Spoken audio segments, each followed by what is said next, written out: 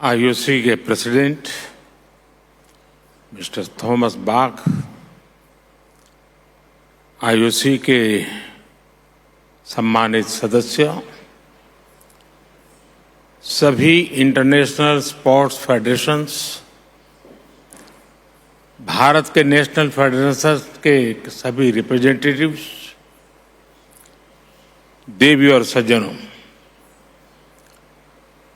140 करोड़ भारतीयों की तरफ से आप सभी का इस विशेष आयोजन में मैं स्वागत करता हूं, अभिनंदन करता हूं।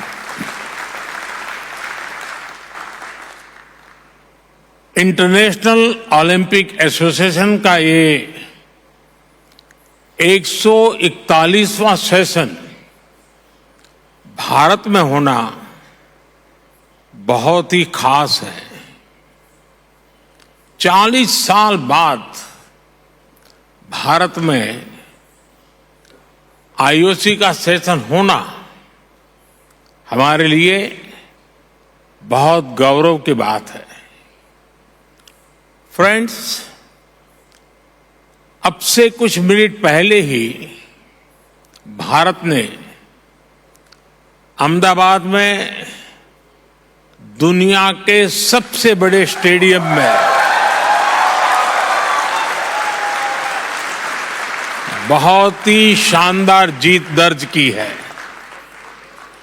मैं टीम भारत को, सभी भारतवासियों को इस ऐतिहासिक जीत की बधाई देता हूं।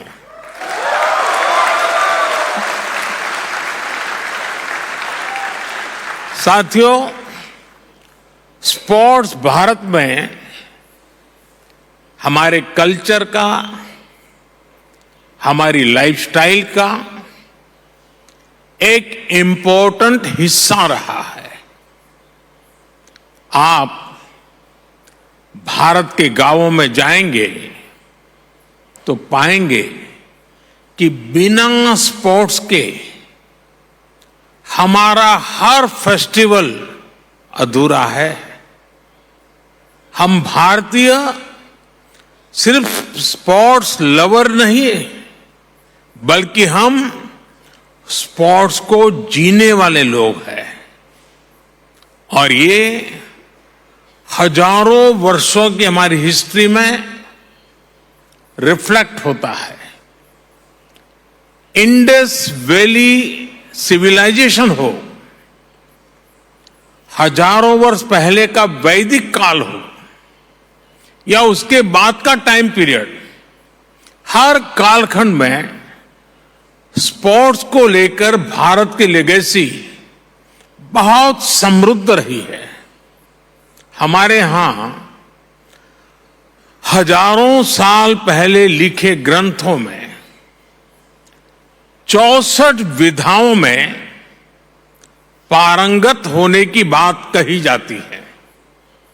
इनमें से अनेक विधाएं खेलों से जुड़ी हुई थी, जैसे horse riding, archery, swimming, wrestling. ऐसी अनेक स्किल्स को सीखने पर बल दिया जाता था। आर्चरी यानी धनुर्विद्या को सीखने के लिए तो पूरी एक धनुर्वेद संहिता ही लिखी गई थी। इस संहिता में एक जगह कहा गया है, धनुष चक्रंच कुतंच खड़गंच छुरी का गदा सप्तमम बाहु युद्धम शादेवम युद्धानि सप्तदा। यानी धनुर्विद्या से जुड़ी 7 प्रकार की स्किल्स आनी चाहिए, जिसमें धनुष बाण, चक्र, भाला यानी आज का जैवलिन थ्रो, तलवारबाजी, डैगर, गदा और कुश्ती शामिल है। साथियों, स्पोर्ट्स की इस हजारों वर्ष पुरानी हमारी लेगेसी के अनेक साइंटिफिक एविडेंस है। जहां मुंबई में अभी हम हैं, वहां से करीब 900 किलोमीटर दूर कच्छ में यूनेस्को की वर्ल्ड हेरिटेज साइट है धौलावीरा। धौलावीरा 5000 साल से भी पहले एक बहुत बड़ा और समृद्ध पोर्ट सिटी हुआ करता था। इस प्राचीन शहर में अर्बन प्लानिंग के साथ साथ स्पोर्ट्स इंफ्रास्ट्रक्चर का भी एक शानदार मॉडल मिला है। खुदाई के दौरान यहां 2 स्टेडियम सामने आए हैं। इनमें से एक तो दुनिया का सबसे पुराना और उस समय का दुनिया का सबसे बड़ा स्टेडियम है। 5000 साल पुराने भारत के स्टेडियम में एक साथ 10,000 लोगों के बैठने की कैपेसिटी थी।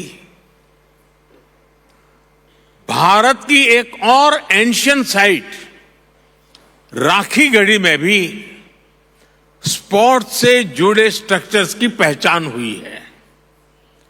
भारत की ये विरासत पूरे विश्व की विरासत है।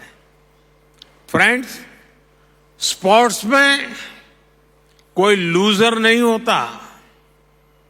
स्पोर्ट्स में सिर्फ विनर्स और लर्नर्स होते हैं।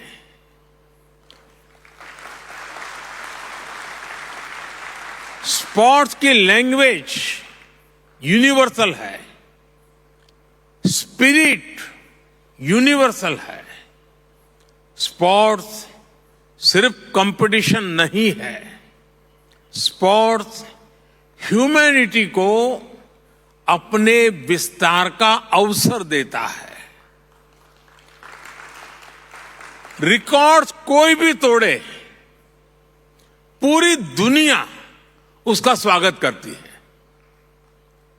स्पोर्ट्स हमारे वसुधैव कुटुंबकम यानी one earth, one family, one future के भाव को भी सशक्त करता है। इसलिए हमारी सरकार हर स्तर पर खेल को बढ़ावा देने के लिए पूरी प्रतिबद्धता से काम कर रही है। खेलो India university games, Khelo India youth games, Khelo India winter games, member of parliament sports competition और जल्द आयोजित होने वाले खेलो इंडिया पैरा गेम्स इसके उदाहरण है। हम भारत में खेलों के विकास के लिए इंक्लूसिविटी और डाइवर्सिटी पर भी लगातार फोकस कर रहे हैं। फ्रेंड्स, स्पोर्ट्स को लेकर भारत के इसी फोकस के कारण आज भारत इंटरनेशनल इवेंट्स में शानदार प्रदर्शन कर रहा है। पिछले ओलंपिक्स में कई भारतीय एथलीट्स ने बेहतरीन प्रदर्शन किया।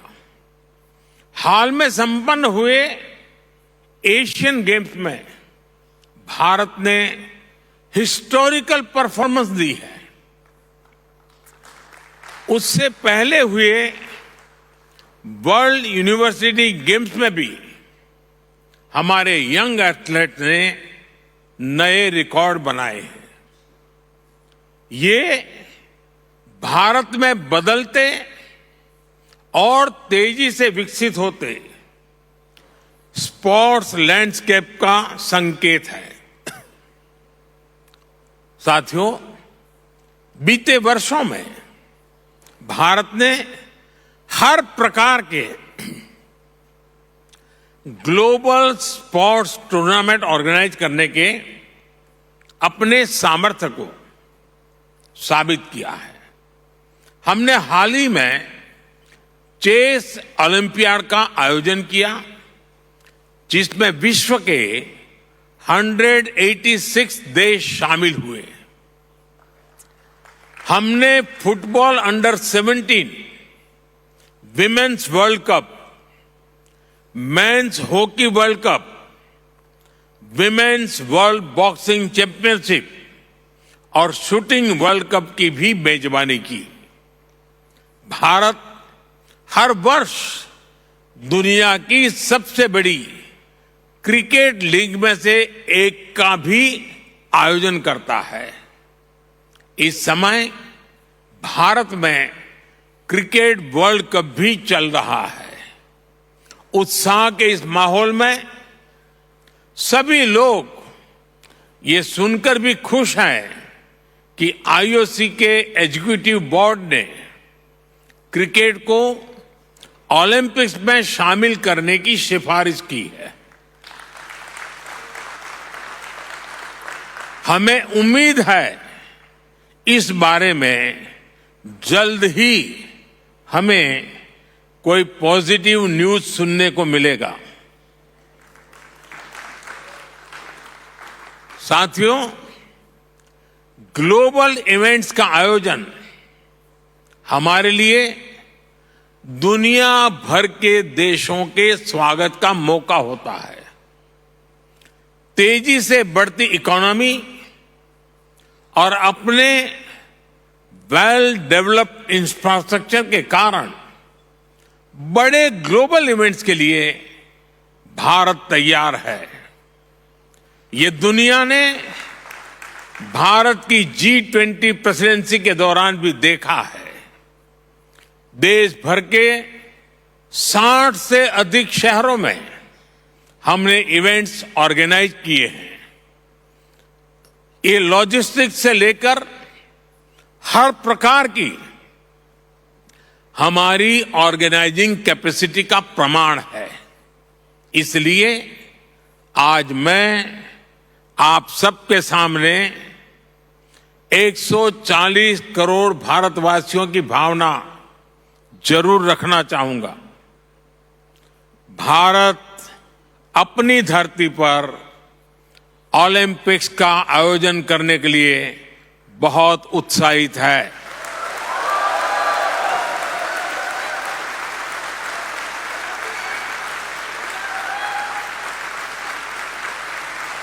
साल 2036 में भारत में ओलंपिक्स का सफल आयोजन हो, इसके लिए भारत अपने प्रयासों में कोई कमी नहीं रखेगा।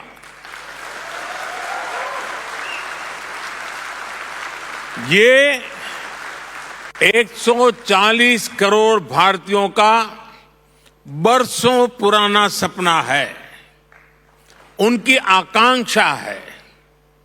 इस सपने को अब हम आप सबके सहयोग से पूरा करना चाहते हैं और 2036 ओलंपिक से भी पहले भारत साल 2029 में होने जा रहे यूथ ओलंपिक्स की मेजबानी करने को भी इच्छुक है।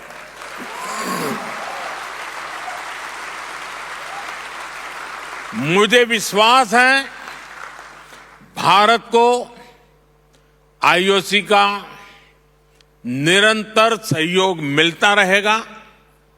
फ्रेंड, स्पोर्ट्स सिर्फ मेडल जीतने का नहीं, बल्कि दिलों को जीतने का माध्यम है। स्पोर्ट्स सबका है, सबके लिए है। स्पोर्ट्स सिर्फ चैंपियंस ही तैयार नहीं करता, बल्कि पीस, प्रोग्रेस और वेलनेस को भी प्रमोट करता है। इसलिए स्पोर्ट्स दुनिया को जोड़ने का एक और सशक्त माध्यम है। मैं ओलंपिक्स के मोटो को फिर आपके सामने दोहराऊंगा, faster, higher, stronger together. IOC के 141वें सेशन में आए सभी अतिथियों का, अध्यक्ष थॉमस बाक का और सभी डेलीगेट्स का मैं फिर से हृदय से धन्यवाद करता हूं। आने वाले कुछ घंटों में आपको अनेक महत्वपूर्ण फैसले लेने हैं। I now declare this session open.